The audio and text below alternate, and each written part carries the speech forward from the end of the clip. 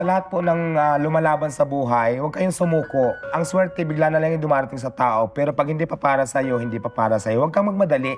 Dating din yung panahon na dating din sa'yo ang swerte. Kung may pangarap ka sa buhay, gawin mo na, aksyonan mo na. Kasi walang imposible, maabot mo yung pangarap mo kung nilalagyan mo na ng aksyon, ginagawan mo na ng aksyon. At saka maganda yun sa kanya kasi nagtrabaho siya talaga at saka yung kita niya sa tamang pamamaraan. Yes, opo. Hindi ka nanling lang ng tao, hindi ka nanloko ng tao, di ba? Kumuha ka ng mga tamang trabaho.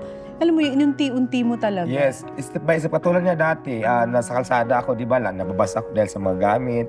Ay ngayon naman, ini-improve ko talaga yung fried chicken ko na tinitinda ko. Bumili na ako ng lutuan talaga ng Chicken Joy. Chicken Oo, Joy. tapos yung kusina ko na laging binabas nila sa akin, yung in-improve ko talaga. Nagpagawa na ako ng kusina. May mga gamit na din talaga na parang... May nagbabash pa din? Marami akong basher before. Pero ngayon, okay naman. Kaya lang, basher kasi, hindi ko inintindihan kasi wala silang naiambag na tulong sa buhay ko. Bakit ko sila intindihin? At the end of the day, ako pa rin mag-aangat sa sarili ko, hindi naman sila.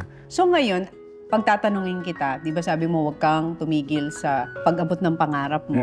So ngayon, kung meron ka pang pangarap, kasi nakabili ka na ng bahay, may sasakyan ka na. So ano na yung isa mo pang pangarap ngayon sa buhay? Ayan, plano ko talaga siyempre yumaman. Kaya ngayon, i-expand ko pa yung Diwata Pares Overload ko, Luzon, Visayas, Mindanao.